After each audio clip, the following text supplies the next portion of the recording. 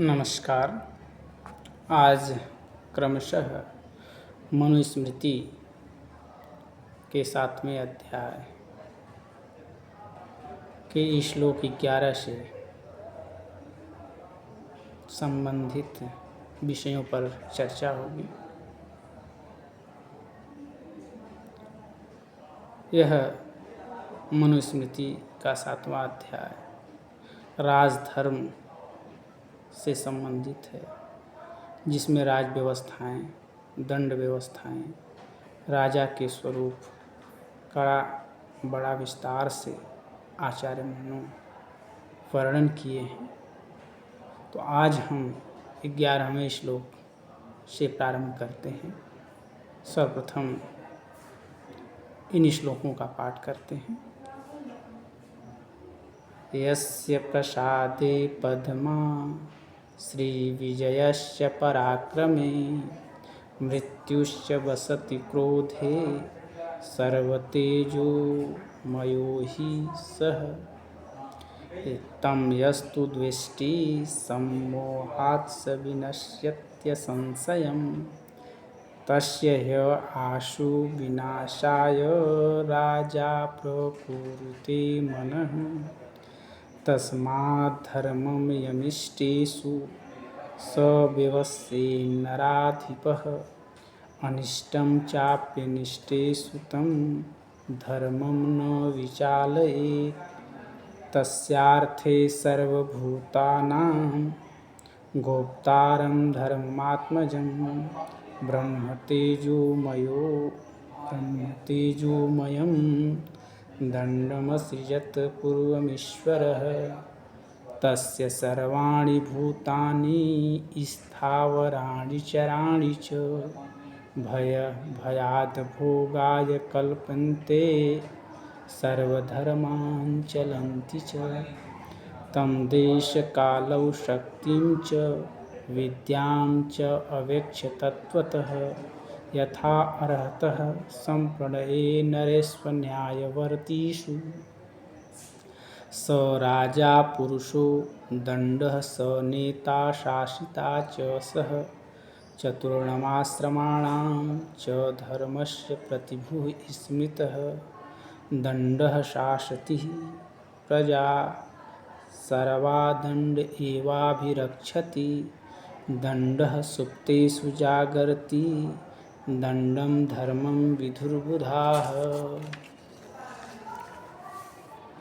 समीक्ष्य स धृतः सम्यक् सर्वा रञ्जयति प्रजाः असमीक्ष्य प्रणीतस्तु विनाशयति सर्वतः यदि न प्रणयेत् राजा दण्डं दण्डेष्वतन्द्रितः शूले मत्स्यानि वा पक्ष्यन्य दुर्बलान् बलवत्तरा।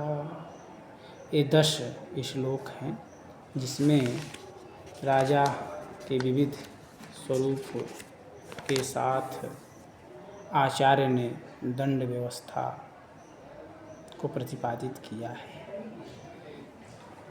7वें अध्याय के 11वें श्लोक में आचार्य मनु कहते हैं, यस्य प्रसादे पद्मा श्री विजयश्च पराक्रमे मृत्युश्च वसति क्रोधे सर्वतेजोमयो ही सः। राजा के स्वरूप को बताते हुए आचार्य मनु कहते हैं, यस्य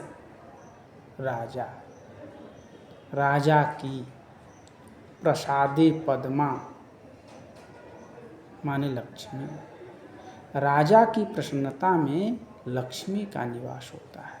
राजा प्रसन्नचित हो गया, आपके किसी कार्य विशेष से वह प्रभावित हो गया तो आपको धन धान्य से युक्त कर देगा। आपके जीवन में धन धान्य की कोई समस्या नहीं रहेगी। इसीलिए बहुत सारे लोग प्राचीन काल में राजाओं को प्रसन्नचित करने का प्रयास करते थे। तो मनु क्या कहते हैं, यस्य प्रसादे पद्मा, जिसके प्रसाद में, राजा की प्रसन्नता में लक्ष्मी का निवास हो जाता है।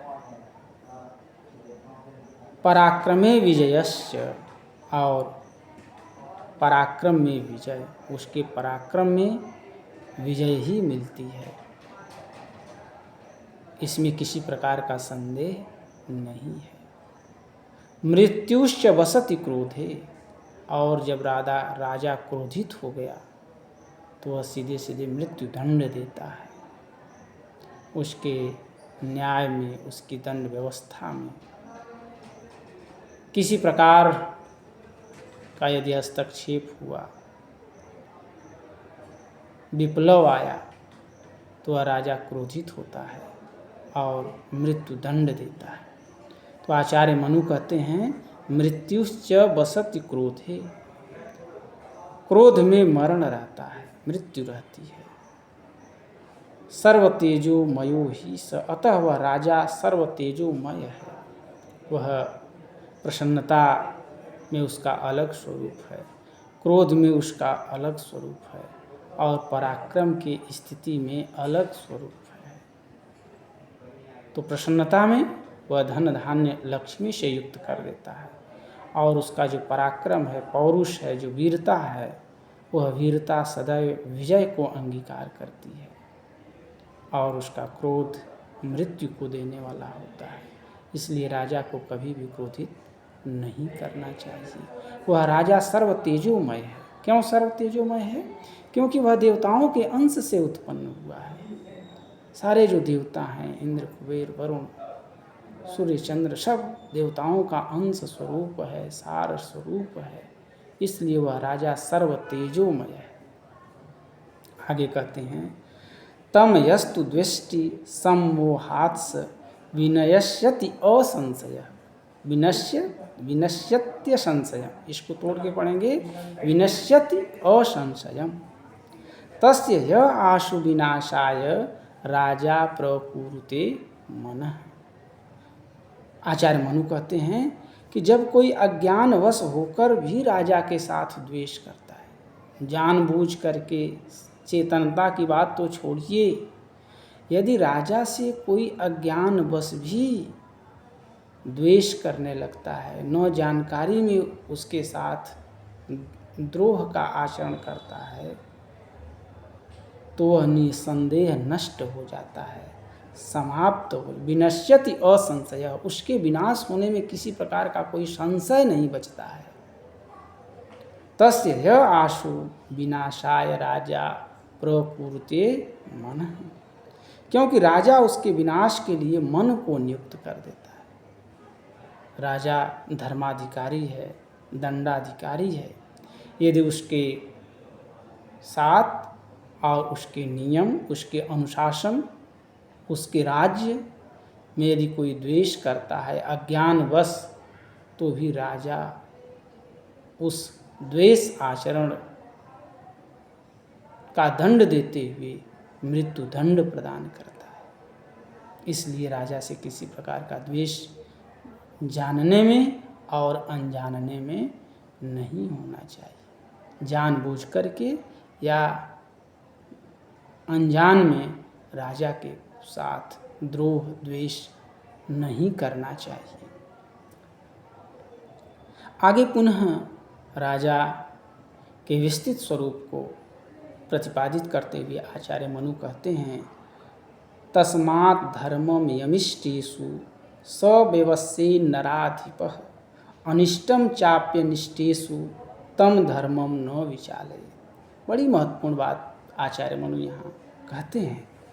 अतएव वह राजा शास्त्र मर्यादा के अनुसार, जो हमारे धर्म शास्त्रों में नियम बनाए गए हैं राजा के कर्तव्य पालन के, दंड व्यवस्था के, उस शास्त्र मर्यादा के अनुसार अपेक्षित कार्यों में जिस धर्म की व्यवस्था करता है, जो नियम बनाता है, जो विधि स्थापित करता है, उसे नहीं चाहने वालों को भी, जो उस नियम, जो उस अनुशासन को अच्छा नहीं मानते हैं, उन्हें भी उस धर्म का उल्लंघन, उस कार्य का, उस नियम का उल्लंघन नहीं करना चाहिए। अर्थात उस कानून को, उस नियम को, उस दंड व्यवस्था को तोड़ना नहीं चाहिए। यदि आपको वह दंड व्यवस्था ठीक नहीं लग रही है, तो भी आप उस दंड व्यवस्था का उल्लंघन नहीं कर सकते हैं। यह है राजदंड, यह है राजदंड, यह है राजधर्म। जो राजा की आज्ञा, राजा का नियम, वही सर्वोपरि होता है। आपको अच्छा लगे या न लगे, मानना है, स्वीकार करना है। यह राजधर्म की विशेषता है। इसके विपरीत लोकतंत्र है, प्रजातंत्र है। आपको जो चीज़ें अच्छी नहीं लगती हैं, आप उसका विरोध कर सकते हैं, आप इसके लिए स्वतंत्र हैं। पुनः आगे आचार्य मनु कहते हैं, तस्यार्थे सर्वभूतानां गोप्तारम धर्ममात्मजम ब्रह्म तेजोमयम दंडम सृजत पूर्वमीश्वर। कहते हैं कि उस राजा की कार्य सिद्धि के लिए, जो राजा कार्य कर रहा है, जो संपादित कर रहा है, अनेक कार्य हैं, अनेक व्यवस्थाएं हैं राज्य में, तो उसके लिए आचार्य मनु कहते हैं कि उस राजा की कार्य सिद्धि के लिए भगवान ने संपूर्ण जीवों का रक्षक, क्या कर रहे हैं, सर्वभूतानां गोप्तारम, सभी जीवों का रक्षक, धर्ममात्मजम, धर्मपुत्र, धर्मस्वरूप, ब्रह्म तेजोमयम, ब्रह्म के तेज से युक्त, दंडम असृजत पूर्वमीश्वर, ईश्वर के द्वारा दंड की सृष्टि की गई। वह राजा ठीक प्रकार से अपना कर्तव्य पालन कर सके, कार्य सिद्धि कर सके, सभी जीवों की रक्षा करे। धर्मस्वरूप वह पुत्र ब्रह्म तेजोमय दंड की रचना ईश्वर के द्वारा की गई। इसलिए वे कहते हैं आचार्य मनु, तस्य सर्वाणि भूतानि स्थावराणि चराणि च भयाद भोगाय कल्पन्ते सर्वधर्मान न चलन्ति च। उस दंड के भय से स्थावर जंगम सभी जीव अपने अपने भोग को भोगने में समर्थ होते। वह दंड है जिससे सभी लोग भयभीत होते हैं। हमें यह करना चाहिए, यह नहीं करना चाहिए। उस दंड के संस्थापना से ही जो लोक की स्थिति है वह संपादित होती है, चलती है। तो वे कहते हैं कि स्थावर और जंगम जड़ चेतन सभी लोग उस दंड के भय से अपने अपने भोग को भोगने के लिए समर्थ होते हैं। और भयाद भोगाय कल्प्यन्ते स्वधर्मान न चलन्ति च, और अपने अपने धर्म, राजनय, राजधर्म, कर्तव्य पालन से विचलित नहीं होते, अपने कर्तव्य पालन से भ्रष्ट पतित नहीं होते हैं। वह दंड व्यवस्था ही है जिसके कारण से सभी लोग अपना कर्तव्य पालन करते हैं, अपने भोग को भोगने में समर्थ हो पाते हैं। आगे पुनः आचार्य मनु कहते हैं, तम देश कालौ शक्तिं च विद्यां च अवेक्ष्य तत्वतः यथा अर्हत संप्रणये नरेश्व न्यायवर्तीषु। क्या कर रहे हैं? राजा, देश, काल, दंड शक्ति और विद्या, जिस अपराध के लिए जो दंड उचित हो उसका ज्ञान ठीक ठीक करके, उस पर ठीक ठीक से विचार करके अन्यायवर्ती, अपराधी व्यक्ति को शास्त्रानुसार, शास्त्र सम्मत दंड को प्रयुक्त करे। यानी अपराधी को उसके अपराध के अनुसार, जो हमारे धर्मशास्त्रों में, वैदिक ग्रंथों में, आर्ष काव्यों में, स्मृतियों में, आगम शास्त्रों में, निगम में जो दंड का प्राविधान किया गया है, जो व्यवस्थाएं दी गई हैं, उन व्यवस्थाओं के अनुसार अपराधी को दंड देना चाहिए, शास्त्र सम्मत दंड देना चाहिए, विवेक पूर्वक विचार करके दंड देना चाहिए। आगे पुनः कहते हैं स राजा पुरुषो दंडः स नेता शासिता च सह चतुर्णमाश्रमाणाम च धर्मस्य प्रतिभु स्मृतः। कहते हैं कि वह दंड ही राजा है। स राजा पुरुषो दंड, वह दंड ही राजा है, क्योंकि दंड में ही राज करने की शक्ति है। दंड माने राज व्यवस्था, अनुशासन, नियम, तो दंड में ही राज करने की शक्ति है। वह दंड ही पुरुष है, पौरुष है, पराक्रम युक्त है। अन्य सभी लोग उस दंड के विधेय विनय ग्रहण में शासनीय होने से स्त्री तुल्य हैं। वह क्या है? पुरुष है। वह दंड क्या है? नेता है। सनेता, वह दंड ही नेता है। उस दंड के द्वारा ही सब कार्य यथावत होते हैं, अतः वह नेता प्राप्त कराने वाला है। वह दंड ही शासन करता है। शासिता च, और वह दंड ही शासन करता है, क्योंकि दंड की आज्ञा से ही सब अपने अपने कार्य में संलग्न होते हैं। सभी लोग कर्तव्य का पालन करते हैं। चतुर्णमाश्रमाणाम च धर्मस्य प्रतिभु स्मृतः, जो चारों आश्रम हैं वह आश्रम धर्म का क्या है? प्रतिभु है, जमानतदार है। ऐसा हमारे महर्षियों ऋषियों के द्वारा बताया गया है, कहा गया है। दंडः शासति प्रजा सर्वा दंड एवाभिरक्षति, दंडः सुप्तेषु जागर्ति दंडम धर्मम विधुर्बुधा। क्या कह रहे हैं कि दंड ही सब प्रजाओं का शासन करता है। बड़ी महत्वपूर्ण बात यहाँ कही गई है, बताई गई है। दंडः शासति प्रजा सर्वा दंड एवाभिरक्षति, दंडः सुप्तेषु जागर्ति दंडम धर्मम विधुर्बुधा। क्या कह रहे हैं? दंड का सबसे बड़ा परिभाषा उदाहरण यदि कहीं दिया गया है, वह आचार्य मनु यहाँ बता रहे हैं। क्या करें? दंड शास्ति प्रजा, दंड ही सब प्रजाओं पर शासन करता है, और दंड सर्वा दंड एवाभिरक्षति, दंड ही सभी प्रजाओं की रक्षा करता है। दंड सुप्तेषु जागर्ति, दंड ही सबके सोने पर जागता रहता है, क्योंकि उसी दंड के भय से चोरी आदि दुष्कर्म कर्म नहीं करते हैं। विद्वान लोग, धर्मज्ञ लोग, महान लोग दंड को ही धर्म समझते हैं, दंड को ही धर्म का हेतु मानते हैं। तो दंड का बड़ा महत्व है। और दंड कैसे देना चाहिए, इस पर आचार्य मनु कहते हैं समीक्ष्य सधृतः सम्यक सर्वा रंजयति प्रजा, असमीक्ष्य प्रणीतस्तु विनाशयति सर्वतः। शास्त्रानुसार यथावत विचार कर दिया गया दंड सब प्रजा को अनुरक्त करता है, अनुरंजित करता है, प्रसन्नचित करता है, आनंदित करता है।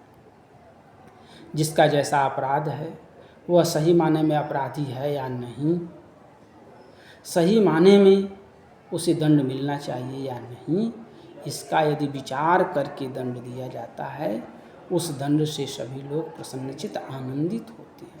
लेकिन असमीक्ष्य प्रणीतस्तु विनाशयति सर्वतः, लेकिन बिना विचार किए हुए धन लोभ प्रमाद आदि से दिया गया जो दंड है, वह सब तरफ से धन जन का नाश करने वाला होता है, विनाश करने वाला होता है। इसलिए दंड का सदैव प्रयोग उचित प्रकार से ही करना चाहिए, शास्त्रानुमोदित दंड का ही पालन करना चाहिए। और क्या आचार्य मनु कहते हैं, यदि न प्रणयेत राजा दंडम दंडेष्वतंद्रितः शूले मत्स्यानिवा पक्ष्यन्ते दुर्बलान बलवत्तरा। करें यदि राजा आलस्य छोड़ के अतंद्रित होकर के, यदि न प्रणयित राजा दंडम दंडयेषु अतंद्रितः। यदि राजा आलस्य छोड़ करके दंड के योग्य अपराधी में दंड का प्रयोग नहीं करता है, तब वह बलवान लोग दुर्बलों को जैसे मछलियों को लोहे के छड़ में छेद कर पकाते हैं, उसी तरह से दुर्बल लोग पकने लगते हैं। बलवान लोग दुर्बलों को सताने लगते हैं, कष्ट देते हैं। इसलिए राजा को दंड व्यवस्था का सम्यक पालन करना चाहिए। दंड ही राज धर्म का सर्वोच्च नियामक है, अनुशासन है। उस दंड व्यवस्था का सम्यक विचार करके, चिंतन करके, परामर्श करके शास्त्रानुमोदित दंड का ही प्रयोग करना चाहिए, ऐसा आचार्य मनु का कहना है, मानना है। धन्यवाद।